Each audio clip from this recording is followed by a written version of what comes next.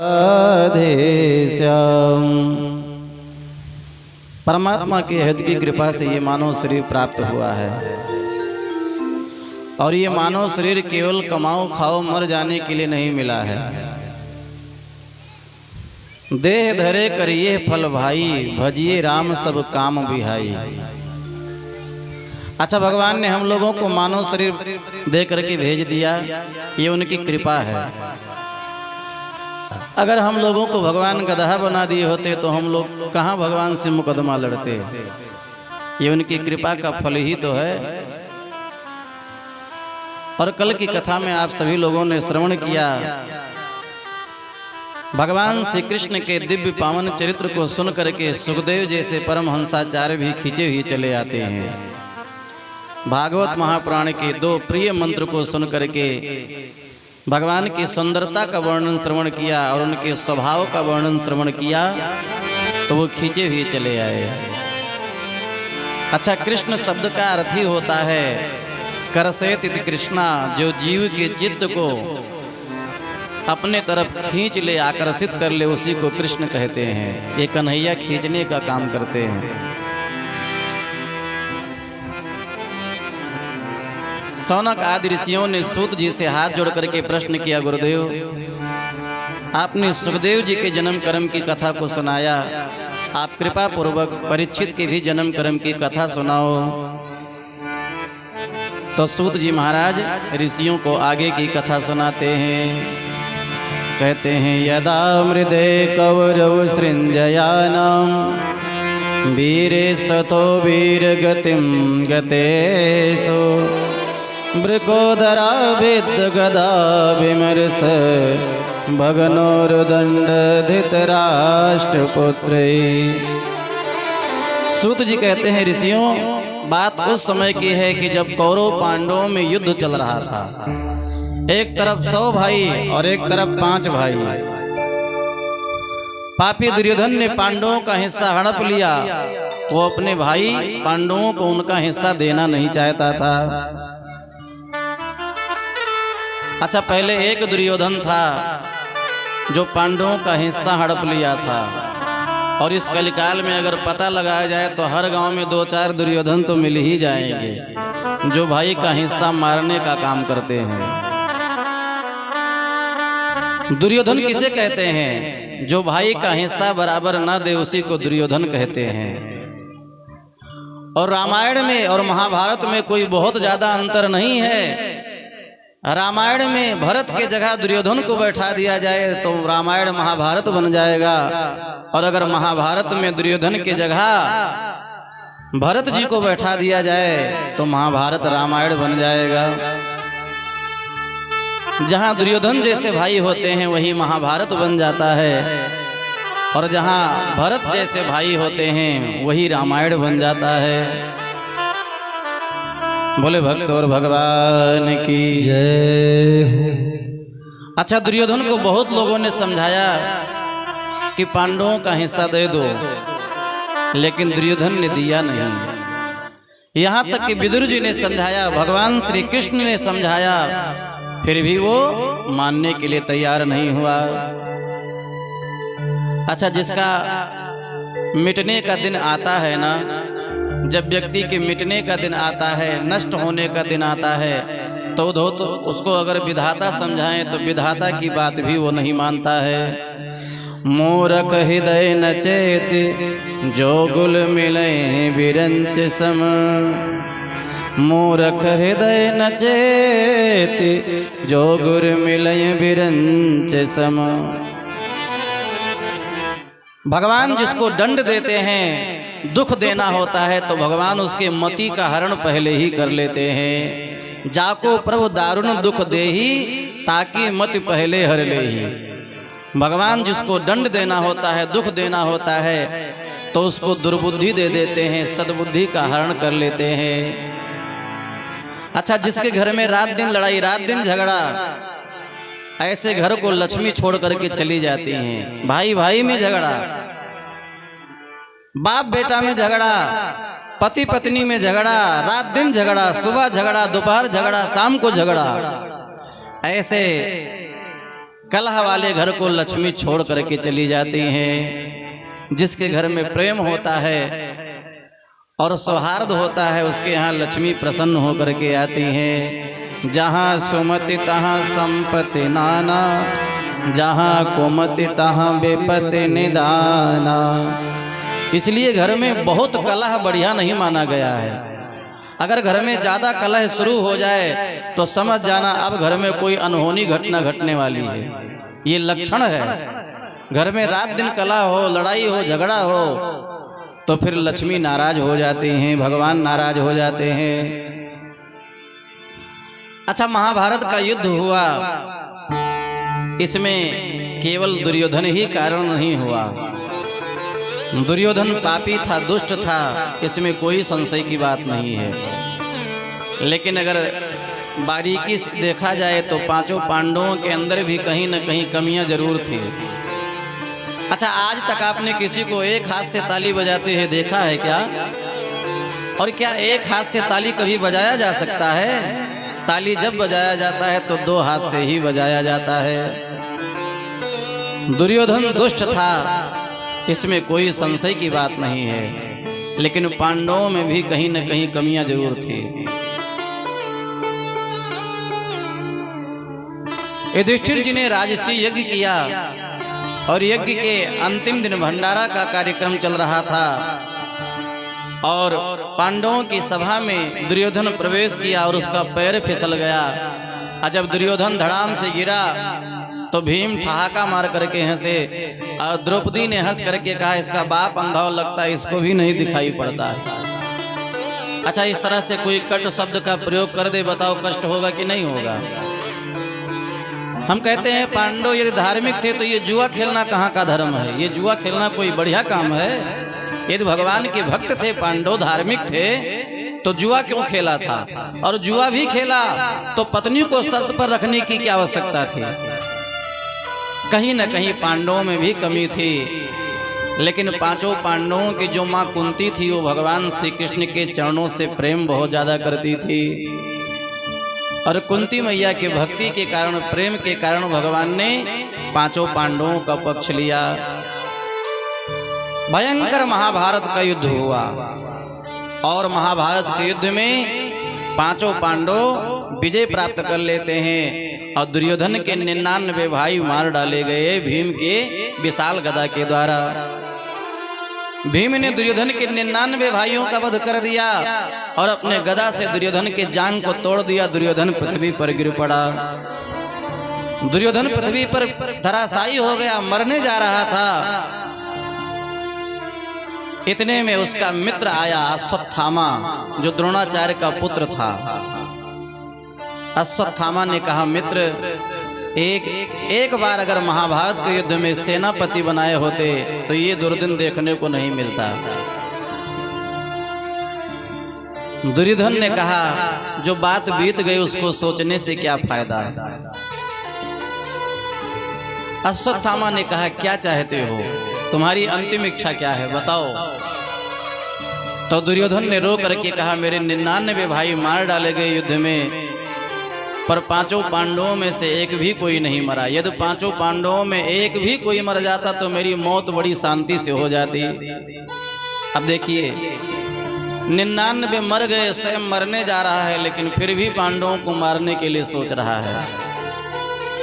जो गलत लोग होते हैं ना, वो मरते दम तक अपनी बुराई नहीं छोड़ पाते हैं, और जो अच्छे लोग होते हैं, जो सज्जन लोग होते हैं, अपनी सज्जनता नहीं छोड़ते हैं, और जो दुर्जन लोग होते हैं अपनी दुर्जनता नहीं छोड़ते हैं। कुत्ते की पूंछ में कितनों घी तेल लगा करके मालिश करो और सोचो कुत्ते की पूंछ सीध हो जाए, पर कुत्ते की पूंछ कभी सीध नहीं कर सकते हो। जैसे छोड़ोगे तो फिर चढ़ाई जाएगा। अब कौआ को कितनों प्रेम से पालो और सोचो ये फलहारी बाबा हो जाए, कौआ कभी फलहारी नहीं बन सकता है। बायस पालिए अति अनुरागा, होए निरामिष कबहू की कागा। तो दुर्जन लोग अपनी दुर्जनता नहीं छोड़ते हैं और सज्जन लोग अपनी सज्जनता नहीं छोड़ते हैं। जो दुष्ट लोग होते हैं ना, वो चारपाई पे पड़े रहेंगे, तब वो नतिया को बुला करके कहेंगे जाओ खेतवा के बगल में कांटा रखाओ, कहीं कोई रास्ता न लगा लिया हो। जो दुष्ट लोग होते हैं ना, वो मरते दम तक टेढ़ी चाल चलते रहते हैं। अच्छा, सज्जन किसको कहते हैं और दुर्जन किसको कहते हैं? तो सज्जन और दुर्जन दोनों की व्याख्या एक ही श्लोक में बताया है विद्वानों ने। मनस्से कम वचस्से कम कर्मणस्से कम महात्मनाम, मनस अन्यत वचस अन्यत कर्मणस अन्यत दुरात्मनाम। अच्छा, मन में जो हो वो वाणी से बोले, और जो वाणी से बोले उसको जीवन में आचरण करे, यही सज्जनों का लक्षण बताया गया है। और जो दुष्ट लोग होते हैं वो सोचते कुछ हैं, बोलते कुछ हैं और जीवन में करते कुछ हैं। और जिसके जीवन में ये तीनों अलग हो, समझ जाओ वही दुर्जन है, वही दुष्ट है। अच्छा, जो सज्जन लोग होते हैं बड़े सरल होते हैं। बोले भक्त और भगवान की जय। एक बार एक महात्मा सरजू नहाने गए और सरजू स्नान करके लौट रहे थे। इतने में एक दुष्ट व्यक्ति अपने छत के ऊपर खड़ा हो गया, और जैसे बाबा जी नहा करके दरवाजे पर पहुंचे तो महाराज जी के ऊपर पान खा करके थूक दिया। महात्मा ने ये नहीं कहा कि भैया मेरे ऊपर आपने क्यों थूक दिया। महात्मा फिर से लौट कर गए सरजू नहाने के लिए। अब फिर से नहा करके लौट रहे थे, उसने दोबारा महाराज के ऊपर थूक दिया। महात्मा ने फिर नहीं कहा कि तुमने मेरे ऊपर क्यों थूक दिया। महात्मा जी फिर से नहाने गए और ये क्रम पूरा 4 घंटा दिन में चला। 99 डुबकी लगा करके महाराज जी आ रहे थे। 99 बार उसने थूका महात्मा के ऊपर, और 99 सौवीं डुबकी लगा करके महात्मा लौट रहे थे। और जैसे पहुंचे तो उसका विचार बदल गया। उसने मने मन विचार किया, मैंने महात्मा के ऊपर 99 बार थूका, लेकिन महात्मा ने एक बार भी नहीं कहा कि मेरे ऊपर क्यों थूक रहे हो। तुरंत छत से उतर करके आया और महात्मा का चरण पकड़ करके लिपट गया और उसने कहा महाराज मैंने बड़ा अपराध किया है, मुझे क्षमा कर दो। उसने कहा अकारण मैंने आपके ऊपर 99 बार थूका, आप मुझे क्षमा कर दो। महात्मा ने कहा तुमने गलत ही क्या किया, रोज तो मैं 1 बार डुबकी लगाता था, पर आज तुमने मुझे 100 बार डुबकी लगवा दिया, तुमने बढ़िया ही काम किया। तो जो सज्जन लोग होते हैं हमेशा बढ़िया बात सोचते हैं, और जो दुष्ट लोग होते हैं हमेशा गलत ही सोचते रहते हैं। अच्छा, जो अच्छे विचार के होते हैं भगवान उनके ऊपर कृपा जरूर करते हैं, और जो गलत विचार वाले होते हैं वो कभी सुखी नहीं होते हैं। जो टेढ़ी चाल चलते रहते हैं ना, भगवान उनके पैरवे तोड़ देते हैं। भगवान कहते हैं रहो तुम बहुत टेढ़ी चाल चलते हो, ऐसा दंड दूंगा, ऐसा दुख दूंगा कि जिंदगी भर भोगते रहोगे। तो जो सज्जन लोग होते हैं भगवान उनके ऊपर कृपा करते हैं, और जो दुष्ट लोग होते हैं उनको भगवान दंड जरूर देते हैं।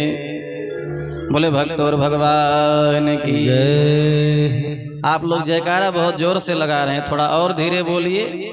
बोले हनुमान जी महाराज की जय। और धीरे बोलिए। बोले अयोध्या धाम की जय। इसका मतलब यहाँ वाले उल्टा समझते हैं क्या? आज हमको पता चला कि कोल्ही वाले उल्टा समझते हैं। मैंने कहा धीरे बोलो तो ये लोग जोर बोल रहे हैं, अब तो हम उल्टा ही समझाएंगे। बोले भक्त और भगवान की जय। भज गोविंद गोविंद गोपाला, मेरो मुरली मनोहर नंद लाला। भज गोविंद गोविंद गोपाला, मेरा मुरली मनोहर नंद लाला। भज गोविंद गोविंद गोपाला, मेरो मुरली मनोहर नंद लाला। भज गोविंद गोविंद गोपाला, मेरा मुरली मनोहर नंद लाला। भज गोविंद गोविंद गोपाला, भज गोविंद गोविंद गोपाला, भज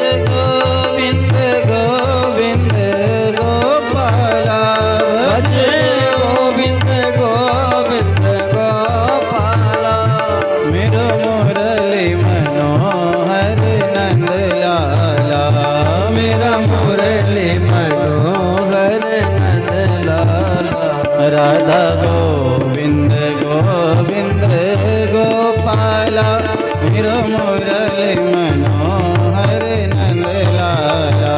राधा गोविंद गोविंद गोपाला मेरा मुरली मनोहर नंद लाला। भज गोविंद गोविंद गोपाला मेरो मुरली मनोहर नंद लाला। भज गोविंद गोविंद गोपाला मेरा मुरली मनोहर नंद लाला। भज गोविंद गोविंद गोपाला मेरो मुरली मनोहर नंद लाला। भज गोविंद गोविंद गोपाला मेरा मुरली मनोहर नंद लाला।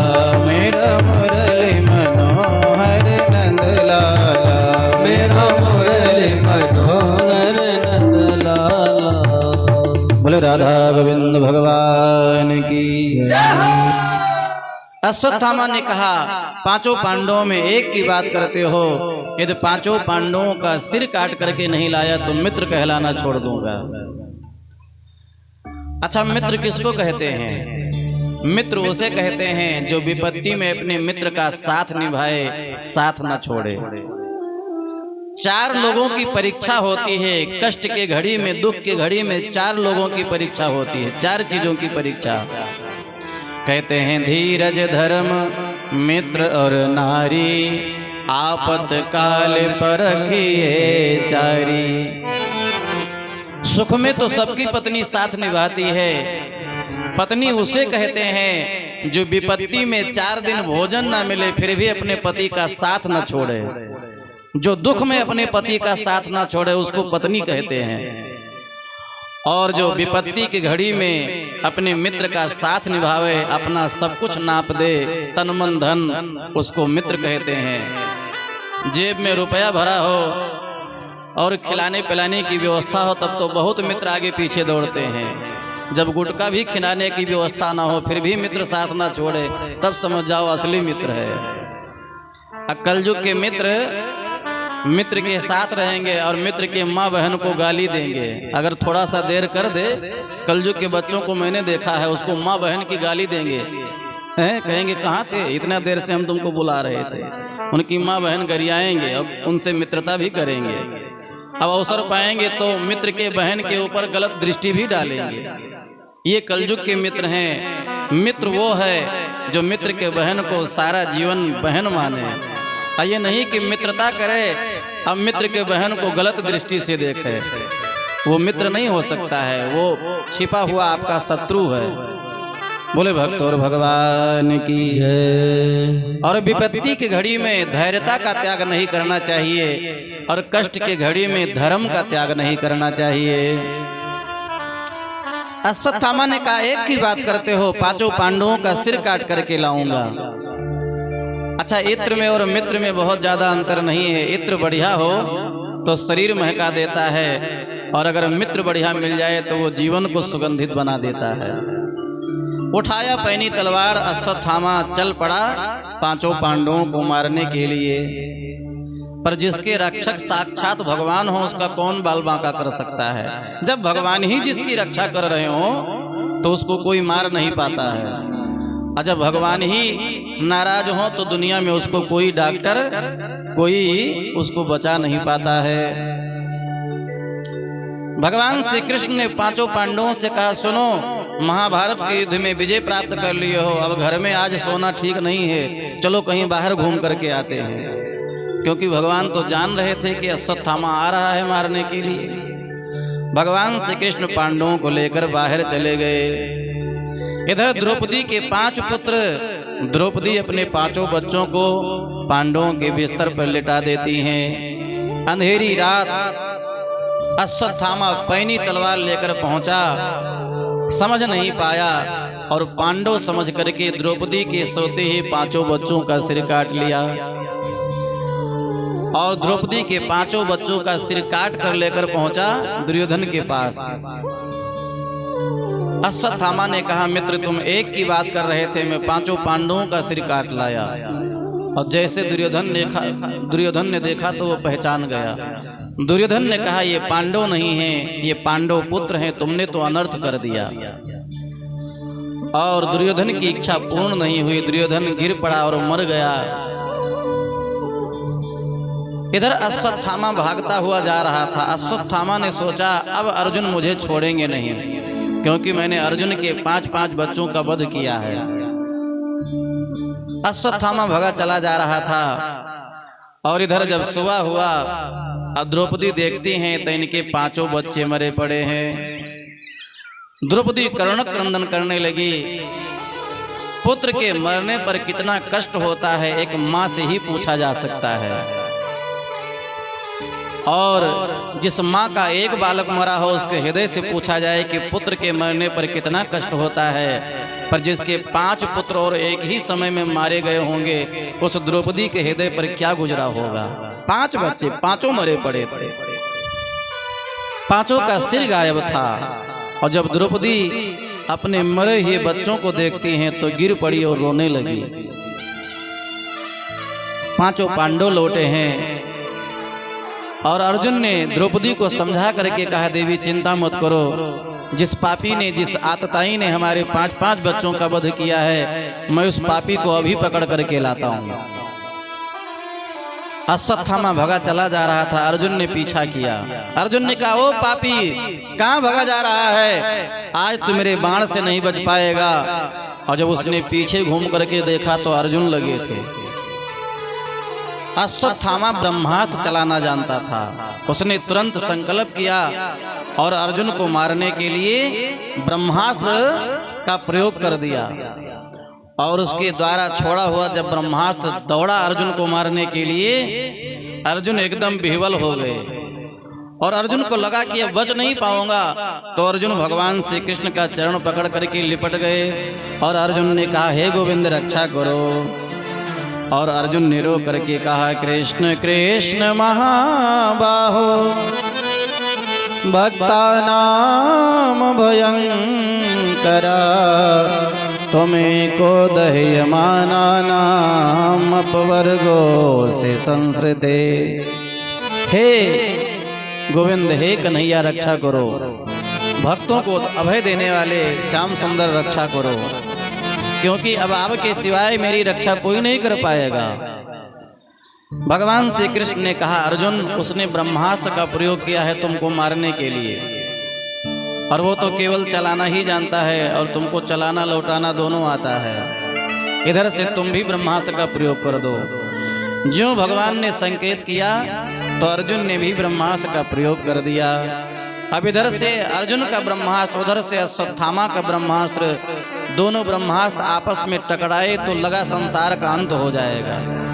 सारे देवताओं ने भगवान से हाथ जोड़ करके कहा, प्रभु क्या संसार का प्रलय होने जा रहा है। भगवान ने कहा, चिंता मत करो। और भगवान ने अर्जुन को संकेत करके कहा, वो तो चलाना ही जानता है और तुमको चलाना लौटाना दोनों आता है, दोनों ब्रह्मास्त्र को शांत कर दो। और फिर अर्जुन ने दोनों ब्रह्मास्त्र को शांत कर दिया। और अर्जुन ने झपट करके अश्वत्थामा को पकड़ लिया और अश्वत्थामा के बाल को पकड़ करके उलट करके उसको अपने रथ में पटक दिया। और जब भगवान ने देखा तो भगवान श्री कृष्ण ने कहा, अर्जुन, इस पापी को मार डालो, ये बहुत बड़ा पापी है, ये बहुत बड़ा दुष्ट है। इसका जन्म ब्राह्मण कुल में हुआ है, लेकिन इसने बड़ा निंदनीय कर्म किया है। ये जात का ब्राह्मण है, लेकिन इसका काम बढ़िया नहीं है। ये ब्राह्मण कुल में जन्म लेने के बाद छोटे छोटे बच्चों का वध किया है। और भगवान ने कहा, अर्जुन, शत्रु के भी छोटे बच्चे को नहीं मारना चाहिए, क्योंकि बच्चे बड़े सरल होते हैं, बच्चों के अंदर छल कपट नहीं होता है। छोटा बच्चा हो, शत्रु का बच्चा दरवाजे पर आए और आप प्रेम से टॉफी दे दो, चॉकलेट दे दो, उसको क्या मालूम कि ये हमारे विरोधी हैं। जो बच्चे होते हैं वो बड़े सरल हृदय के होते हैं और छोटे बच्चे भगवान स्वरूप होते हैं। इसलिए शत्रु के भी छोटे बच्चों को नहीं मारना चाहिए। और शत्रु हो, अगर शराब पी करके बेहोश पड़ा हो तो शत्रु को बेहोशी अवस्था में नहीं मारना चाहिए। अब शत्रु हो, पागल हो, पड़ा हो तो नहीं मारना चाहिए। और शत्रु के पत्नी के ऊपर भी हाथ नहीं उठाना चाहिए, स्त्री के ऊपर हाथ नहीं उठाना चाहिए। शत्रु की पत्नी हो उसके ऊपर भी हाथ नहीं उठाना चाहिए। मक्तम प्रमक्तम उन्मक्तम सुप्तम बालम स्त्रियम जड़म प्रपन्नम विरथम वीतम नारिपुम हंत धर्मविद। धर्म को जानने वाले लोग विषम परिस्थिति में भी ऐसे लोगों पर अस्त्र शस्त्र नहीं उठाते हैं। और अर्जुन इस दुष्ट ने 5 बच्चों का वध किया है, इसको मार डालो। अर्जुन ने कहा जरूर मारूंगा, लेकिन एक बार द्रौपदी के सामने इसको लेकर चलना है। और उस पापी अश्वत्थामा को गांडीवधारी अर्जुन खींचते हुए लेकर के आए हैं और अपने पत्नी द्रौपदी के सामने उसको पेश किया। और अर्जुन ने कहा देवी ये वही पापी है जिसने हमारे 5 बच्चों का वध किया है, बताओ इसको क्या दंड दोगी। और जब अर्जुन ने कहा ये वही पापी है जिसने हमारे 5 बच्चों का वध किया है, इसको क्या दंड दोगी, तो द्रौपदी ने अश्वत्थामा को प्रणाम किया। और द्रौपदी ने अश्वत्थामा को प्रणाम करके कहा मुच्यताम मुच्यतामेष ब्राह्मणो नितराम गुरु, मुच्यताम मुच्यतामेष ब्राह्मणो नितराम गुरु। इसको छोड़ दो, छोड़ दो, इसको कोई दंड नहीं देना है। अर्जुन ने कहा देवी क्या कह रही हो, इसने हमारे 5 बच्चों को मार दिया और इसके ऊपर दया दिखा रही हो। तो द्रौपदी ने रो करके कहा मैं इसके ऊपर दया नहीं दिखा रही हूँ। तब द्रौपदी ने रो करके कहा कि मारो दे 10 जननी गौतमी पति देवता, यथा हम मृतवत सारता रोदम्य सुमुखी मुँह। द्रौपदी ने रो करके कहा मैं इसके ऊपर दया नहीं दिखा रही हूँ, मैं तो इसकी माँ कृपि के ऊपर दया दिखा रही हूँ। मेरे बच्चे मर गए, मेरे पति तो हैं, और यदि इसको मारोगे तो इसके पिताजी पहले ही मारे जा चुके हैं महाभारत के युद्ध में। एकमात्र यही अपनी बूढ़ी माँ का सहारा है, और अगर इसको मार दोगे तो इसकी बूढ़ी माँ को पानी कौन देगा, बूढ़ी माँ को रास्ता कौन दिखाएगा, भोजन कौन कराएगा। और गुरु का बेटा है, गुरु का पुत्र साक्षात गुरु के समान होता है, इसने हमारे बच्चों का वध कर दिया। द्रौपदी ने रो करके कहा इसने हमारे बच्चों को मार दिया, मैं रो रही हूँ, और अगर इसको मारोगे तो इसकी माँ को भी रोना पड़ेगा। तो मैं नहीं चाहती कि मेरे कारण किसी और माँ को रोना पड़े, क्योंकि मेरे बच्चे तो मर ही गए हैं, मैं तो रो ही रही हूँ, और इसको मारोगे तो इसकी माँ को भी रोना पड़ेगा। धन्य है द्रौपदी। द्रौपदी कोई साधारण नहीं है, ऐसे नहीं भगवान इनके लाज की रक्षा करने आए थे। द्रौपदी का विचार बड़ा पवित्र था, विशाल आत्मा की थी द्रौपदी, इसीलिए भगवान इनकी साड़ी में समा गए थे और इनकी लाज बचाने भगवान आए थे। जो अच्छे विचार वाले होते हैं भगवान उनके ऊपर कृपा करते हैं। अच्छा, भगवान ने द्रौपदी की लाज तो बचाई, लेकिन भगवान ने द्रौपदी के बच्चों को क्यों नहीं बचाया। अगर भगवान चाहते तो द्रौपदी के बच्चों की भी रक्षा कर सकते थे, लेकिन भगवान ने द्रौपदी के बच्चों की रक्षा नहीं की। क्यों? कहते हैं महाभारत का बीज किसने बोया? द्रौपदी ने बोया। भरी सभा में दुर्योधन गिरा तो द्रौपदी ने कहा इसका बाप अंधा लगता है, इसको भी नहीं दिखाई पड़ता है। और द्रौपदी के एक कट शब्द ने, एक बाण ने, एक शब्द रूपी बाण ने महाभारत का बीज बो दिया। अच्छा, कोई गोली मार दे तो गोली से व्यक्ति एक बार मरता है, लेकिन सभा में समाज में जब कोई गोली मार देता है तो गोली का घाव जल्दी पूरा नहीं होता है। तो महाभारत का प्रारंभ द्रौपदी के कट शब्द से होता है, और आप पूरा पढ़ करके देख लेना। महाभारत का अंत भी तब होता है जब द्रौपदी के 5 बच्चे अश्वत्थामा के द्वारा मार डाले जाते हैं, वहीं से महाभारत का विराम भी होता है। ये भगवान ने द्रौपदी को दंड दिया। द्रौपदी तुम्हारे एक कट शब्द ने महाभारत का बीज बो दिया। न जाने कितनी माताओं को अपने पुत्र के लिए रोना पड़ा, न जाने कितनी सौभाग्यवती स्त्रियों को अपने पति के लिए रोना पड़ा, न जाने कितनी माताएं, न जाने कितनी बहनें अपने भाई के लिए रोती रही महाभारत में। तो द्रौपदी, तुम्हारे एक शब्द ने न जाने कितनी माताओं को रुला दिया। तो जरा तुम भी पुत्र के मरने पर कितना कष्ट होता है, तुम भी मजा चखो।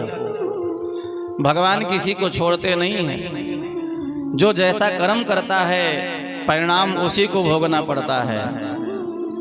जो जैसा करते हैं ना, जीवन में जितना हम लोग धर्म पूर्ण करते हैं वो भी व्यर्थ नहीं जाता है, और जीवन में जितना हम लोग पाप अपराध करते हैं वो भी व्यर्थ नहीं जाता है। उसका भी परिणाम घूम फिर करके हम ही लोगों को मिलता है। गीता में भगवान ने कहा, अवश्यमेव भोक्तव्यम कृतम कर्म शुभाशुभम। जो जैसा करते हैं भोगना उन्हीं को पड़ता है। अच्छा, बहुत लोग कहते हैं कि जो अनजान में पाप होता है भगवान उसको क्षमा कर देते हैं। इसके चक्कर में मत रहना। पाप चाहे जान करके करो चाहे अनजान में करो, पाप करने वाले को भोगना पड़ता है। अच्छा, अनजान में कोई जहर खा ले तो नहीं मरेगा, और अगर अनजान में कोई आग में अपना पैर रख दे, बताओ जलने से बच जाएगा? और अनजान में कोई बिजली का तार छू ले, बताओ बचेगा? बिजली का तार चाहे जान करके छुओ चाहे अनजान में छुओ, बिजली का काम है प्राण लेना। और आग में चाहे जान करके पैर रखो चाहे अनजान में रखो, आग का काम है जलाना। और जहर चाहे जान करके खाओ चाहे अनजान में खाओ, जहर का काम है मारना। तो जो जैसा करते हैं भोगना भी उन्हीं को पड़ता है। बोले भक्त और भगवान की। एक बार क्या हुआ, एक व्यक्ति जा रहा था रास्ते में, और रास्ते में बढ़िया आम का बगीचा दिखाई पड़ा। बहुत ध्यान से समझना। अब आम के बगीचे में बढ़िया सुंदर सुंदर पका हुआ आम का फल लगा हुआ था। अब वो देखा तो सीधे आम के बगीचा में पहुंचा और डाल झुका करके नीचे से ही बढ़िया बढ़िया आम तोड़ करके खाने लगा। इतने में बाग का मालिक आया, और बाग के मालिक ने 2 लाठी पीठ में जमाया, और मालिक ने कहा, तुम्हारे बाप का पेड़ है, बिना पूछे कैसे आम तोड़ लिया, क्यों तोड़ लिया? अब यहाँ सोचने वाली बात है। सबसे पहले आंख ने देखा, आंखिए ने तो बताया बढ़िया बढ़िया फल लगा है, आंख ने देखा। अब पैर चल करके पहुंचा और हाथ ने तोड़ा, अब मुंह ने खाया, अब पेट ने रखा। लेकिन जब पिठिया में लाठी लगी तो रोया कौन है? हाथ रोया, पैर रोया? शुरुआत किसने किया था? आंख ने देखा, पैर चल करके पहुंचा और हाथ ने तोड़ा, अब मुंह ने खाया, अब पेट ने रखा। पेटवे में न रखा जाता है, पेट ने रखा। लेकिन जब पिठिया में लाठी लगी तो रोया कौन? जिसने शुरुआत किया था रोना भी अंत में उसी को पड़ा। ना तो हाथ रोया, ना तो पैर रोया, ना तो पेट रोया। जो जैसा करते हैं भोगना भी उन्हीं को पड़ता है। जो गलत काम करते हैं भोगना भी उन्हीं को पड़ता है। जो दूसरे का अहित सोचते हैं भगवान उनका अहित पहले करते हैं। इसलिए कभी किसी का अहित नहीं सोचना चाहिए। लेकिन बहुत लोग तो इतने दुष्ट होते हैं ना कि अपने दुख से इतना दुखी नहीं होते हैं जितना दूसरे के सुख को देखते हैं तब दुखी हो जाते हैं। हाँ, दूसरे जो दुष्ट लोग होते हैं ना, जब दूसरे को दुखी देखे हैं तो खूब प्रसन्न हुई हैं, और दूसरे का अगर सुखी देख ले हैं तो उनका एक टाइम भोजन ना हजम हुई। आपन एक मंजिल घर ना बने कोनो चिंता नहीं, लेकिन अगर पड़ोसी के 2 मंजिला बन जाए तो उनका भोजन नहीं हजम हुई। एक कहाँ से पैसा कमाते 2 मंजिला बनाए ली। आपन लड़का भले परीक्षा में फेल हो जाए, लेकिन पड़ोसी के पास हो जाए तो वह दिन भोजन नहीं कर पाते हैं। जो दुष्ट लोग होते हैं, जो दुष्ट लोग होते हैं उनका स्वभाव कैसे होता है रामायण में वर्णन आया है। जो काहो की सुनिए बड़ाई, जो काहो की सुनिए बड़ाई, श्वास ले जन जोड़ी आई, श्वास ले जनो जोड़ी आई। जो काहो के देखई विपत्ति, जो काहो के देखई विपत्ति, सुखी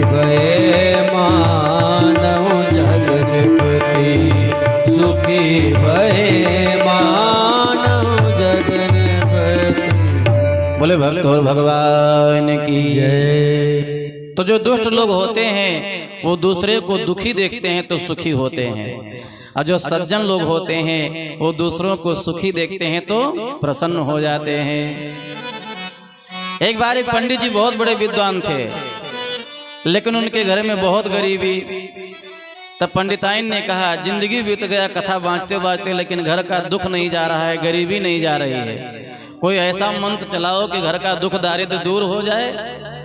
पंडित जी ने कहा, हमारे भाग्य में सुख नहीं लिखा है, इसलिए सुख के लिए ज्यादा प्रयास मत करो। पंडिताइन ने कहा, तो काहे को विद्वान, जब आप अपना दुख नहीं दूर कर पाए, नहीं कर पा रहे हो, तो काहे को विद्वान। पंडिताइन ने कहा, कोई ऐसा मंत्र चलाओ कि हम लोगों का दुख दूर हो जाए। और फिर पंडित जी ने मंत्र जप करके भगवान को प्रसन्न किया। भगवान प्रसन्न होकर के प्रकट हो गए और भगवान ने पंडित जी को एक शंख दिया और भगवान ने कहा, पंडित जी ये शंख ले जाओ और जो कामना लेकर के बजाओगे आपका तुरंत ये शंख काम पूरा कर देगा। जैसे बजाइयो और जो सोचियो तुरंत ही दे दे शंख। लेकिन एक बात है पंडित जी, जितना लाभ आपको मिलेगा पड़ोसी को डबल फायदा होगा। इसमें यही एक अवगुण है, बाकी सब गुण ही गुण है। पंडित जी बड़े भोले भाले थे, बोले कोई बात नहीं है, हमारा एक मंजिल बनेगा, पड़ोसी का डबल बन जाएगा तो हमको और प्रसन्नता है, बहुत बढ़िया बात है। पड़ोसी सुखी रहते हैं तो सुख दुख में काम आते हैं। भाई पड़ोसी सुखी होगा तो सुख दुख में काम आएगा। अब पड़ोसी खुद ही बेचारा परेशान हो तो आपकी क्या सहायता करेगा दुख की घड़ी में। अब पंडित जी शंख लेकर के आए और पंडित जी ने शंख बजाया और भगवान से हाथ जोड़ करके कहा, हे भगवान मेरा एक मंजिल का मकान बन जाए। तो पंडित जी का एक मंजिल का मकान तुरंत भगवान की कृपा से तैयार हो गया, लेकिन पड़ोसी का 2 मंजिल बन गया। पंडित जी ने भगवान से प्रार्थना करके कहा, हे प्रभु मेरे घर में सुंदर बालक का जन्म हो जाए। अब पंडित जी के यहाँ 9 महीना नहीं बीता तो सुंदर बालक का जन्म हुआ, लेकिन पड़ोसी के यहाँ जोड़िया बच्चे का जन्म हुआ, क्योंकि उसको डबल फायदा हो रहा था। पंडित जी बड़े प्रसन्न, डबल फायदा देख करके। लेकिन पंडिताइनियां बड़ी दुष्ट रही। पंडिताइन ने कहा, हमार भले निर्वंश हो जाए लेकिन हम पड़ोसी के 2 लड़का नहीं देख पाए। पंडिताइन ने कहा, हम छपरम रह ले लेकिन हम पड़ोसी के 2 मंजिल नहीं देख पाए। पंडिताइन ने कहा, शंख बजाओ और भगवान से कहो मेरा एक बेटा मर जाए। बड़ी दुष्ट रही। तो पंडित जी का एक बेटा मर गया तो पड़ोसी का दोनों, भाई डबल फायदा हो रहा था, तो पड़ोसी का दोनों बच्चे मर गए। पंडिताइन ने कहा, शंख बजाओ और भगवान से प्रार्थना करके कहो कि मेरा एक मंजिल का घर गिर जाए। अब पंडित जी का एक मंजिल का घर गिर गया तो पड़ोसी का 2 मंजिल का ढहा ही गया, क्योंकि डबल फायदा हो रहा था। पंडिताइन ने कहा, शंख बजाओ और भगवान से कहो कि मेरे दरवाजे पर एक कुआं खुद जाए। पंडित जी के दरवाजे पर एक कुआं खुद गया, लेकिन पड़ोसी के दरवाजे पर 2 कुआं खुद गया। पंडिताइन ने कहा, शंख बजाओ और भगवान से कहो कि हम लोगों का एक आंख खराब हो जाए, एक आंख से हम लोग अंधे हो जाए। अब पंडित जी का पंडिताइन का एक आंख खराब है, लेकिन पड़ोसी के दोनों फ्यूज होएगा, क्योंकि उसको डबल फायदा हो रहा था। अब पंडित जी के दरवाजे पर एक कुआं और पड़ोसी के दरवाजे पर 2 कुआं। जब दोनों आंख नहीं तो पड़ोसी घर से बाहर निकले तो धड़ाम से कुआं में गिर गए, डूब के मर गए। इसीलिए रामायण में वर्णन आया है, बलुभर वास नरक कर त्राता, दुष्ट संग जन दे विधाता। पास पड़ोस वाले बढ़िया हों तो गृहस्थ जीवन स्वर्ग माना गया है, अब पड़ोसी दुष्ट मिल जाए तो गृहस्थ जीवन नरक हो जाता है। अच्छा, कैसे पता चले कि मरने के बाद कौन व्यक्ति स्वर्ग जाता है और कौन व्यक्ति नरक जाता है? भाई मरने के बाद तो सबके बच्चे अपने बाप के आगे स्वर्गीय लगा देते हैं, स्वर्गीय फलाने। जहां बाप मरे नहीं तो सब लोग अपने बाप के आगे स्वर्गीय लिख देते हैं। कैसे पता चले कि कौन स्वर्ग गया और कौन नरक गया? तो कहते हैं जिसके मरने पर गांव वाले एक समय भोजन न करें और जिसके मरने पर गांव वाले बड़े दुखी हों, बड़ा सज्जन व्यक्ति था। गांव में किसी का दुख देख नहीं पाता था, अपना सारा तन मन धन नाप देता था। तो जिसके मरने पर गांव वाले भोजन न कर पावे और गांव वाले याद करें कई दिन, समझ जाना कि वो मरने के बाद स्वर्ग गया। और जिसके मरने के बाद गांव वाले खुशी हों, अच्छा हुआ मर गया, बड़ा दुष्ट था, गांव में रोज लड़ाई करवाता था, रास्ता रोकता था, नाली रोकता था और गांव वालों को लड़ा लड़ा करके परेशान कर रखा था। तो जिसके मरने के बाद गांव वाले क्षेत्र वाले सुखी हों, समझ जाना वो सीधे नरके गए, उनका फिर कोई रोक ना सकत है, जान लो वो नरके गए। बोले भक्त और भगवान की जय। और द्रौपदी ने कहा इसने हमारे बच्चों को मार दिया, मैं रो रही हूं, इसको मारोगे तो इसकी मां को भी रोना पड़ेगा, इसलिए इसको छोड़ दो। भीम ने अपना गदा उठा लिया, भीम ने कहा दुनिया छोड़ दे तो इस पापी को हम जाने नहीं देंगे। अर्जुन ने कहा भैया हम भी नहीं जाने देंगे, संकल्प लिए हैं। अब दो भाई तन करके खड़े थे अश्वत्थामा को मारने के लिए, और नकुल सहदेव युधिष्ठिर तीनों भाई कह रहे थे नहीं नहीं इसको मारने से क्या मिलेगा, इसको छोड़ दिया जाए। और मुरली वाले वहीं कन्हैया खड़े थे, बांसुरी बजाने वाले, काले काले गैया चराने वाले श्याम सुंदर वहीं एकांत में खड़े खड़े हंस रहे थे। कन्हैया ने सोचा जब ये लोग हमसे कुछ पूछ ही नहीं रहे हैं तो बोलना भी ठीक नहीं है। भगवान ने सोचा कोई कुछ पूछे तब तो बोले। और जब निर्णय नहीं हो पाया तो अर्जुन ने हाथ जोड़ करके कहा गोविंद अब आप ही बताओ कि इस अश्वत्थामा को मार डालें कि छोड़ दें, आप बताओ, आपका क्या अंदाज है, आपका क्या कहना है। और जब अर्जुन ने भगवान से पूछा तो भगवान ने और फंसा दिया। भगवान ने कहा अर्जुन मुझसे पूछ रहे हो तो दो बात है। भगवान ने कहा ब्रह्म बंधुर न हन्तव्यम आतताई वधाग्रणः। भगवान ने कहा सुनो अर्जुन, ब्राह्मण को मृत्यु दंड नहीं देना चाहिए और आतताई को जीवित छोड़ना नहीं चाहिए। अर्जुन दोनों काम करना है, इसको मारना भी है और छोड़ना भी है। बताओ दोनों कैसे करोगे। अर्जुन चौंक गए, आप जैसे जज हो जाए तो हो जाए दुनिया का निर्णय। एक बार कहते हो पंडित जी है छोड़ दो, दोबारा कहते हो पापी है मार डालो, तो ये मारना छोड़ना दोनों कैसे होगा। भगवान ने कहा अर्जुन दोनों करना है। अर्जुन समझ गए क्षण भर में भगवान क्या कहना चाहते हैं, क्योंकि अर्जुन बहुत बड़े ज्ञानी थे, भगवान के भक्त थे। और फिर अर्जुन ने अश्वत्थामा के सिर को चीर करके उसके तेज को निकाल लिया और आधी दाढ़ी मोछ छिला करके गदहा पे बैठा करके चौराहे पर घुमा करके और अपने शिविर से धक्का मार करके भगा दिया। शास्त्र कहता है किसी सम्मानित व्यक्ति का सभा में समाज में अपमान करके और दो थप्पड़ लगा करके छोड़ दिया जाए, यही उसके लिए मृत्यु दंड है। कोई सामाजिक व्यक्ति हो, इज्जतदार व्यक्ति हो, उसको गोली से मारोगे तो वो एक बार मरेगा, लेकिन बीच रुधौली चौराहे पर उसको घुमा करके और छोड़ दो अपमानित करके, वो जब जब वो अपमान को सोचे, सुनेगा, समझेगा, याद करेगा, तब तब उसको मृत्यु के समान कष्ट होगा। बोले भक्त और भगवान की जय। तो पापी दुर्योधन की इच्छा नहीं पूर्ण हुई और भगवान श्री कृष्ण ने कहा इसको छोड़ दो, और अर्जुन ने अपमानित करके उसको छोड़ दिया। इधर भगवान श्री कृष्ण ने कहा भैया आप लोग राजा बन गए, अब अपना घर परिवार राज वैभव संभालो, अब मैं द्वारिका जा रहा हूँ। अच्छा, भागवत में लिखा है भगवान श्री कृष्ण का 16,108 विवाह हुआ था, एक दो नहीं, 1,500 नहीं, 16,108 पत्नियां थीं। अब आप विचार करो, और 10-10 बच्चों को भगवान ने सब पत्नी से जन्म दिया था। आप विचार करो भगवान का परिवार कितना लंबा रहा होगा।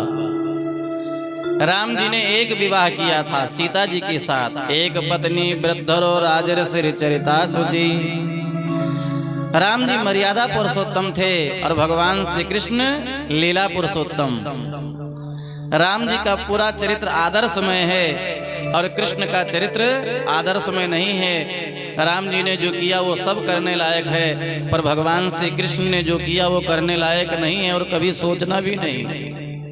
बोले भक्त और भगवान की जय। एक बार एक लड़के ने कहा, महाराज भगवान श्री कृष्ण ने 16,108 विवाह किया था, तो अगर हम 2-4 कर लें तो कौन सा पाप है? मैंने कहा तो कर लो, कौन रोक रहा है? पर मैंने कहा एक बात बताओ, भगवान श्री कृष्ण ने 16,108 विवाह बाद में किया था, भगवान श्री कृष्ण ने विवाह के पहले जो किया था तुम जानते हो? उसने कहा और तो कुछ नहीं जानते, खाली विवाह के बारे में जानते हैं। मैंने कहा जब भगवान श्री कृष्ण 6 दिन के थे तो जहर पी गए थे, जहर भगवान पी गए थे, राक्षसी आई थी जहर लगा करके। अब भगवान जहर पी गए थे फिर भी भगवान का बाल बांका नहीं हुआ था। अब मैंने कहा मेरे सामने तुम जहर पियो, अब अगर जहर पीने से बच जाओ तो करो 16,108 विवाह। भगवान श्री कृष्ण अग्नि आग को पी गए थे। अब मैंने कहा तू आग में बैठ जाओ, अब अगर जले से बच जाओ, मरे से बच जाओ तो करो 16,108 विवाह। भगवान श्री कृष्ण 101 फण वाले कालिया नाग को यमुना के जल से निकाल करके रमणक द्वीप भेज दिए थे, तो वो तो 101 फण वाले को बाहर कर दिए थे। और जरा तुम 21 फण वाले को पकड़ के दिखाओ, नोच न ले मर न जाओ तो कहो, 21 फण वाले को पकड़ के दिखाओ। भगवान श्री कृष्ण 7 कोस के गिरिराज गोवर्धन को उखाड़ लिए थे और भगवान ने अपने उंगली पे धारण किया था, कानी उंगली पे धारण किया था। वो भी घंटा 2 घंटा नहीं, 7 दिन 7 रात्रि पर्यंत वो 7 कोस के पहाड़ को भगवान उंगली पे धारण किए थे। और जरा तुम 7 ईंटा ही उठा करके दिखाओ, नकुना न टूट जाए तो कहना मुँह फूट जाएगा, माथा फूट जाएगा। तो भगवान ने जो किया हम आप कर नहीं सकते हैं। समर्थ को नहीं दोष गोसाई, रवि पावक सुरसर की नाई। भगवान ने जो किया हम आप कर नहीं सकते हैं। बोले वृंदावन बिहारी लाल की जय। जो करने लायक है वही करना चाहिए। भगवान ने कहा भैया आप लोग अपना राज वैभव संभालो, मैं जा रहा हूँ। अब जैसे भगवान द्वारिका जाने के लिए तैयार हुए, पांडव भगवान को छोड़ना नहीं चाहते हैं पर रिश्तेदार हैं, कब तक रहेंगे। अब जैसे भगवान रथ में बैठने जा रहे थे, वहाँ की जो स्त्रियां थी मंगल गीत गा रही थी, ब्राह्मण लोग वेद मंत्र पढ़ रहे थे और भगवान का एक चरण रथ के ऊपर, एक पैर जमीन में, सारे इंद्रप्रस्थवासियों को भगवान आशीर्वाद दे रहे थे। और जैसे भगवान रथ में बैठ करके द्वारिका के लिए जा ही रहे थे, रथ पे चढ़ने जा ही रहे थे, इतने में एक स्त्री जिसके पेट में गर्भ था, एक स्त्री जिसके गर्भ था और मांग में सिंदूर नहीं था, हाथ में चूड़ियां नहीं थी, सफेद धोती पहन रखी थी और सभा को चीरती हुई चीखती हुई दौड़ करके आई और भगवान का चरण पकड़ करके लिपट गई। क्यों? वो उत्तरा थी, अभिमन्यु की पत्नी उत्तरा थी। अश्वत्थामा ने दोबारा ब्रह्मास्त्र का प्रयोग किया था उत्तरा के गर्भ को नष्ट करने के लिए कि यदि उत्तरा का गर्भ नष्ट हो जाएगा तो 5 पांडवों का कुल दीपक बुझ जाएगा। और जब उत्तरा ने देखा कि ब्रह्मास्त्र आ रहा है मेरे गर्भ को नष्ट करने के लिए, उसने सोचा भगवान के सिवाय तो कोई बचा नहीं पाएगा। उसने पांडवों से नहीं कहा रक्षा करो, उसने किसी राजा महाराजा से नहीं कहा कि रक्षा करो, उसने भगवान का चरण पकड़ करके रो करके कहा पाहि पाहि महायोगिन देव देव जगतपते नान्यम तद्भयम प्रसेयत मृत्यु परस्परम। हे गोविंद रक्षा करो, क्योंकि यहाँ जितने लोग दिखाई पड़ रहे हैं वो मारने के लायक तो दिखाई पड़ रहे हैं पर बचाने वाला कोई दिखाई नहीं पड़ रहा है। यहाँ मार तो सब सकते हैं एक दूसरे को, लेकिन बचाने वाला कोई दिखाई नहीं पड़ रहा है। अच्छा, दुनिया में मारने की तैयारी सबके पास है, मार तो कोई किसी को भी सकता है, लेकिन किसी व्यक्ति से कहा जाए कि मरे हुए व्यक्ति को जीवित कर दो, बताओ कोई बचा पाएगा? मार कोई किसी को भी सकता है, लेकिन बचाने की क्षमता किसी के अंदर नहीं है। उत्तरा ने रो करके कहा गोविंद रक्षा करो। भगवान ने कहा तुमको क्या कष्ट है, क्या पीड़ा है? उसने रो करके कहा, ब्रह्मास्त्र आया है, मेरे गर्भ को नष्ट कर रहा है, आप रक्षा करो। और गोविंद, अगर आप नहीं चाहोगे तो मेरे गर्भ की रक्षा नहीं हो पाएगी, और अगर मेरा गर्भ नष्ट हो गया तो प्रभु कृष्ण श्याम सुंदर आपकी कीर्ति में कलंक लग जाएगा। दुनिया वाले कोई आपकी कथा नहीं सुनेंगे, दुनिया में कोई आपकी कथा नहीं सुनेगा, कोई भक्ति नहीं करेगा। सब कहेंगे कृष्ण भक्ति करने वाले का कुल ही नहीं चलता है। और प्रभु अब जीने की कोई इच्छा नहीं है। एक स्त्री के लिए उसका सब कुछ पति ही होता है, और पति के जाने के बाद में स्त्री का जीवन अधूरा हो जाता है। तो उत्तरा ने रो करके कहा, अब मैं जीना नहीं चाहती हूँ, क्योंकि विधवा तो हो ही चुकी हूँ, लेकिन मैं अभी मर जाऊं, आपसे कोई शिकवा शिकायत नहीं, आप मेरे गर्भ की रक्षा करो। कामम दहत माम नाथ मामे गर्भो निपात्यताम, मामे गर्भो निपात्यताम। और जैसे उसने भगवान से रो करके कहा मेरे गर्भ की रक्षा करो, भगवान तुरंत छोटा रूप धारण किए और उत्तरा के मुख के रास्ते से भगवान उसके गर्भ में प्रवेश किए। बोले भक्तवत्सल भगवान की जय। भगवान ने दिखाया कि यदि मेरे भक्त नरक में पहुंच जाएं तो मैं अपने भक्तों की रक्षा करने के लिए नरक में भी पहुंच जाता हूं। और भगवान अपने भक्तों की रक्षा पग पग पर करते हैं। कैसे? तो कहते हैं, करऊं सदा तिन की रखवारी, करऊं सदा तिन की रखवारी, जिम बालक राखे महतारी, जिम बालक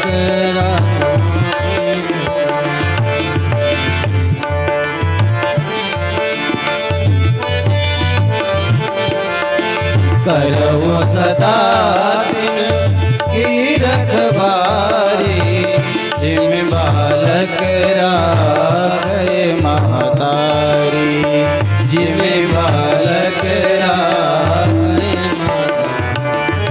करऊं सदा तिन की रखवारी, जिम बालक राखे महतारी। जैसे एक गर्भिणी माँ अपने गर्भ की रक्षा करती है, खाते पीते सोते जागते, ऐसे भगवान अपने भक्त की रक्षा करते हैं। और भगवान ने कहा, अर्जुन नामे भक्ता प्रणश्यति, मेरे भक्त का कभी पतन नहीं होता है। मेरा भक्त अगर गलत रास्ते पर चल भी पड़ता है तो मैं अपने भक्त को गिरते गिरते संभाल लेता हूँ। बोले वृंदावन बिहारी लाल की जय। लेकिन जब पूरा भगवान में भरोसा हो तब भगवान बचाने आते हैं। और जब तक व्यक्ति को अपने बल अपने धन का अभिमान होता है, अपने परिवार का अभिमान होता है, अपने बल का अभिमान होता है, भगवान कहते हैं जब तुमको अपने बल का अभिमान है तो अपना बल दिखा लो। जब हम लोगों को पूर्ण रूप से भगवान में भरोसा होता है तब भगवान रक्षा करने आते हैं। बोले भक्त और भगवान की जय। लेकिन ये दुनिया वाले भगवान में तो भरोसा रखते ही नहीं है। भूत में भले भरोसा हो जाए लेकिन भगवान में भरोसा नहीं होता है। बोले वृंदावन बिहारी लाल की जय। तो जीवन में कुछ भगवान के लिए करोगे तब तो भगवान आपका दुख दूर करेंगे। भगवान की कथा सुनोगे, भगवान का पूजा पाठ करोगे और भगवान के मंदिर में परिक्रमा लगाओगे, भगवान को फूल चढ़ाओगे, भगवान को अगरबत्ती दिखाओगे, भगवान के नाम की माला जपोगे, तब भगवान दुख में कष्ट में आपकी रक्षा करने के लिए कोई न कोई रूप लेकर के बहाना बना करके आएंगे। और जब भगवान को कभी अगरबत्ती नहीं दिखाओगे, कभी पूजा नहीं करोगे, कभी मंदिर नहीं जाओगे, सारा जीवन जीव का स्वाद लेते रहोगे बुढ़ापा तक, भगवान को याद ही नहीं करोगे तो भगवान क्यों दुख दूर करेंगे। अच्छा, कई लोगों का जीवन बड़ा पापमय होता है। बहुत लोग बुढ़ापा तक सुधर जाते हैं, भगत जी बन जाते हैं, भगवान के चरणों में लग जाते हैं। अब बहुत लोग तो इतने राक्षस होते हैं कि बुढ़ापा तक भगवान का भक्ति नहीं करते हैं। बुढ़ापा तक वो टेढ़ी चाल चलते रहते हैं, उल्टा सीधा खाएंगे, उल्टा सीधा काम करेंगे, भगवान में उनको आस्था ही नहीं हो पाती है। बुढ़ापा तक वो विचलित रहेंगे गलत रास्ते पर। एक बात बताऊं, एक बार एक सेठ जी थे। अब सेठ जी बड़े कंजूस थे और उनकी जो सेठाइन थी बड़ी धार्मिक थी। सेठाइन इतना अच्छा विचार की थी, कहीं भी कथा सत्संग हो, धर्म पूर्ण हो तो वो जाती थी, दान पुण्य करती थी और कथा सुनने जाया करती थी। एक दिन सेठाइन ने कहा अपने पति को, गांव में कथा हो रही, चलो कथा सुनावें। सेठ ने कहा जाओ, तुमको बैकुंठ का टिकट लेना है तो तुम जाओ कथा सुनने, मैं तो नहीं जाऊंगा। सेठाइन ने कहा अरे दुष्ट, कम से कम चलो एक दिन तो कथा में घूम आओ, कम से कम भगवान को प्रणाम तो कर आओ, कम से कम एक दिन चलो भगवान को 10 रुपया चढ़ा करके प्रणाम तो कराएं। सेठ ने कहा तुमको जाना है जाओ, मैं तो नहीं जाऊंगा। अब पत्नी ने बहुत ज्यादा कहा तो बोला ठीक है चलो चलता हूँ, आज कथा सुन ही आता हूँ। सेठाइन ने कहा दक्षिणा निकालो, तो वहां कथा में चढ़ाना है। सेठ ने एक सिक्का धीरे से निकाल लिया। सेठाइन ने कहा एक सिक्का? सेठ ने कहा एक ही सिक्का बहुत है, जिंदगी में नहीं चढ़ाया हूँ, एक सिक्का आज महाराज जी की कथा में तो चढ़ा ही दूंगा। अब सेठ जबरदस्ती सेठाइन के कहने पर कथा सुनने आया और पांडाल में बैठ गया। गर्मी का दिन था और एक सिक्का हाथ में बांधे बांधे बैठा रहा। एक ही सिक्का हाथ में बांधे बांधे बैठा रहा कि जब कथा पूर्ण हो जाए तो आरती में ये सिक्का आज दान कहीं दिया। और 3 घंटा हाथ में जबरदस्ती जोर से बांधे रहा और एकदम पसीना पसीना होगा रहा। सिक्का एकदम भीग गया रहा पसीना से। ज्यादा देर बांधे रहो तो हथेली में पसीना हो जाता है। एकदम सिक्का पसीना पसीना एकदम भीग चुका था। लेकिन जब आरती कथा पूर्ण हुई, आरती हुआ और जब आरती में सिक्का डालने का नंबर आया, उसने हाथ खोल करके वो डालने जा ही रहा था, देखा एकदम सिक्का पसीना से भीग चुका था। सेठ ने कहा तुम रो रहे हो, तुम जाना नहीं चाहते हो, हम तुमको दान नहीं करेंगे। धीरे से फिर से उस सिक्का को जेब में रख लिया। बोले भक्त और भगवान की जय। तो कई लोग तो इतने कंजूस होते हैं कि जीवन में कभी धर्म पुण्य में कुछ भी नहीं खर्च करते हैं। कई लोग तो इतने गलत होते हैं, कहीं धर्म स्थल पे जाते ही नहीं हैं। ना तो मंदिर जाएंगे, ना तो तीर्थ में जाएंगे, ना तो कथा सुनने जाएंगे, ना तो गाढ़ी कमाई से कुछ दान पुण्य करेंगे। सारा जीवन शराब पी लेंगे, नौटंकी करवा लेंगे, मांस मदिरा का सेवन कर लेंगे, लेकिन धर्म की जगह थोड़ा भी उनका मन नहीं लगेगा। सब हिसाब होता है, वहां जाने के बाद में सब हिसाब देना पड़ता है। बोले भक्त और भगवान की जय। जो जैसा करके जाते हैं वहां हिसाब देना पड़ता है। भगवान किसी को छोड़ते नहीं है, जो जैसा करते हैं उनको भोगना पड़ता है। भलाई कर भला होगा, बुराई कर बुरा होगा। भलाई कर भला होगा, बुराई कर बुरा होगा। कोई देखे न देखे पर प्रभु तो देखता होगा। भलाई कर भला होगा, बुराई कर बुरा होगा।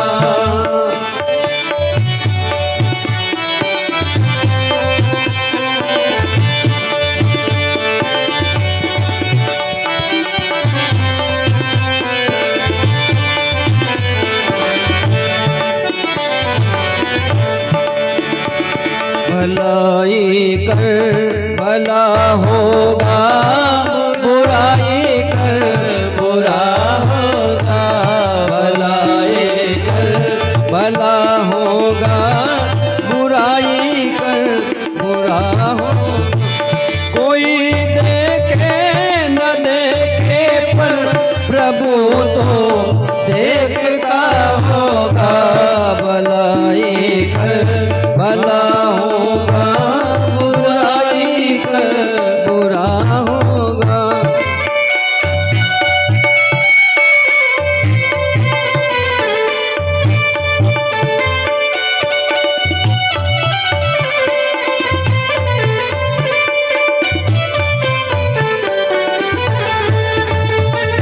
ये गठरी पाप की सर पर लिए फिरता है क्यों नाना, ये गठरी पाप की सर पर लिए फिरता है क्यों नाना, भलाई से तुमको मोड़ कर बैठा है क्यों नाना, भलाई से तुमको मोड़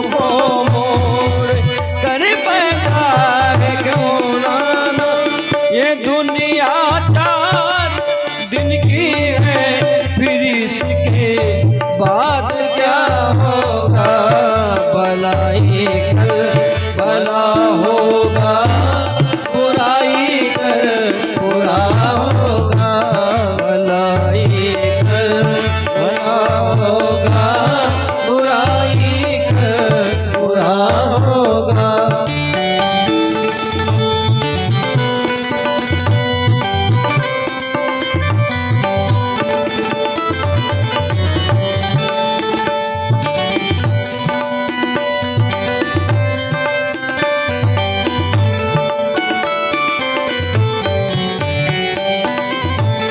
अभी जितना भी जी चाहे लगा ले आग पानी में, अभी जितना भी जी चाहे लगा ले आग पानी में, एक ऐसा वक्त भी आएगा तेरी जिंदगानी में, एक ऐसा वक्त भी आएगा तेरी जिंदगानी में, न होगा कोई तेरा बस उसी का आसरा होगा, भलाई कर भला होगा, बुराई कर बुरा होगा, भलाई कर भला होगा, बुराई कर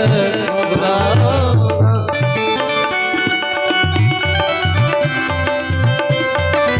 जय हो। बोले कृष्णचंद्र भगवान की जय।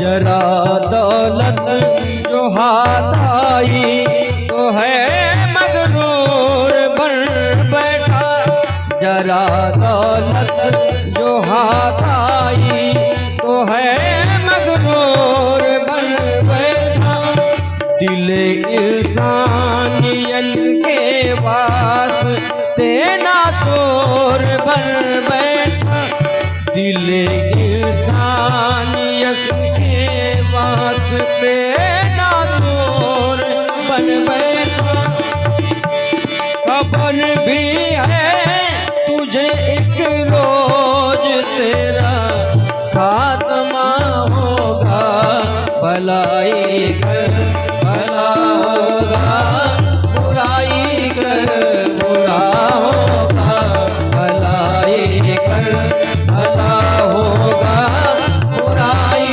कर बुरा होगा। कोई देखे न देखे पर प्रभु तो देखता होगा, भलाई कर भला होगा, बुराई कर बुरा होगा, भलाई कर भला होगा, बुराई कर बुरा होगा, बुराई कर बुरा होगा, बुराई कर बुरा होगा। बोले भक्त और भगवान की जय। तो जो जैसा करते हैं भोगना भी उनको पड़ता है। अच्छा, जो समय से अपना काम नहीं करते हैं पछताना पड़ता है उनको। अब इस समय सब लोग बिया बो रहे हैं धान लगाने के लिए, अब कोई बिया ना बोए और खेत में धान ना लगाए, बताओ वो समय पर धान पाएगा? है पाएगा? इस समय लापरवाही करे और कोई धान लगाने तक लापरवाही करे, धान ही ना लगाए खेत में, बताओ वो कार्तिक में धान काटेगा? जो बचपन में विद्या नहीं प्राप्त करते हैं उनको जवानी में विद्या के लिए दुखी होना पड़ता है, पछताना पड़ता है, मैंने जीवन बर्बाद कर दिया। तो जो बचपन में पढ़ते नहीं हैं, जवानी में विद्या प्राप्त करने के लिए उनको दुखी होना पड़ता है। और जवानी में जो लोग धन नहीं कमाते हैं उनको बुढ़ापा में धन के लिए सोचना पड़ता है। और जो बुढ़ापा में भगवान का भक्ति नहीं करते हैं, मरते समय उनको भी पछताना पड़ता है। अच्छा, जवान व्यक्ति को कभी ये थोड़े लगता है कि हम भी मरेंगे, लेकिन जब हाथ पांव काम करना बंद कर देता है, चारपाई पे पड़ जाते हैं, तो जीवन का सारा कुकर्म याद आता है, सारा पाप याद आने लगता है। किसी ने बहुत बढ़िया कहा है, प्यास लगती है तो पनघट की याद आती है, लाज लगती है तो घूंघट की याद आती है, कैसी गमगीन है जीवन की कहानी, उम्र ढलती है तो मरघट की याद आती है। जब व्यक्ति चारपाई पे पड़ जाता है तब पता चलता है मुझे क्या करना चाहिए, मैंने अपना जीवन ऐसे ही बर्बाद कर दिया। और भगवान भी हम लोगों को सावधान करते हैं, बहुत सावधान करते हैं। भगवान कहते हैं सुधर जाओ, मेरे चरणों में लग जाओ। भगवान के यहाँ से भी चिट्ठी आती है, पहली चिट्ठी आती है तो जानते हो क्या होता है? भगवान के यहाँ से पहली चिट्ठी आती है तो जो ये काला केस है ना, ये सफेद हो जाता है। भगवान कहते बहुत संवार लिया, अब सुधर जाओ, मेरे नाम की माला जपो। लेकिन कई तो बुढ़वे बड़े बेशर्म होते हैं, 80 साल के हो जाते हैं तब भी इसको काला कराते रहते हैं, बरवा काला कराते रहते हैं। भगवान सफेद कर देते हैं तो मनवे नहीं करते हैं। एक जगह मैं बाराती गया था तो एक 80 साल के बूढ़े दादा अपने नाती के विवाह में गाना डीजे पे नाच रहे थे, आज मेरे यार की शादी है। मैंने कहा ये बुढ़वा कितना बेशर्म है, इसके नाती की शादी है और ये बेशर्म नाच रहा है, कह रहा है मेरे यार की शादी है। धरती पे कैसे कैसे बेशर्म होते हैं। तब भगवान पहली चिट्ठी भेजते हैं, जो काला केस है सफेद कर देते। भगवान कहते सुधर जाओ, लेकिन रुपया वाले नहीं मानते हैं, बुढ़ापा में भी काला पीला कराते रहते हैं। भगवान के यहाँ से दूसरी चिट्ठी आती तो भगवान 3200 दांत तोड़ करके वेदांती बना देते। भगवान कहते बहुत पकौड़ी खा लिया, अब सतुआ घोर करके पी लो, खिचड़ी खाओ और राम राम भजो। लेकिन रुपया वाले नया 32 लगवा लेते हैं, बाजार में नया दांत मिलता है। अगर रुपया हो तो डॉक्टर लोग नया दांत लगा देते हैं। भगवान के यहाँ से तीसरी चिट्ठी आती है तो भगवान आंख की रोशनी कम कर देते, बुढ़ापा में रास्ता कम दिखने लगता है। भगवान कहते बहुत दिल्ली बंबई घूम लिया, अब घर में बैठो राम राम भजो। लेकिन रुपया वाले कहाँ मानते हैं, बुढ़ापा में आंख का ऑपरेशन करवाते हैं, आई हॉस्पिटल पहुंच जाते हैं, तब बुढ़ापा में और ज्यादा दिखाई पड़ने लगता है। भगवान के यहाँ से चौथी चिट्ठी आती, जब भगवान फिर चौथी चिट्ठी भेज देते हैं तो भगवान श्रवण शक्ति कम कर देते हैं, कान से सुनाई कम पड़ने लगता है। भगवान कहते बहुत दुनिया का प्रपंच सुन लिया, अब आत्मा की बात सुनो और मेरे नाम की माला जपो। लेकिन बुढ़वा लोग कहाँ मानते हैं, आजकल तो मशीनरी जमाना है, बाजार में मशीन बिकत है, अगर कान में लगा लो तो और ज्यादा सुनाई पड़ने लगता है। तब भगवान पांचवी चिट्ठी भेजते हैं। भगवान कहते अब तो सुधर जाओ, और जब भगवान पांचवी चिट्ठी भेजते हैं तो सारा अंग काम करना बंद कर देता है, हाथ पांव कांपने लगता है। और फिर 80 साल के बूढ़े दादा चारपाई पे पड़ जाते हैं।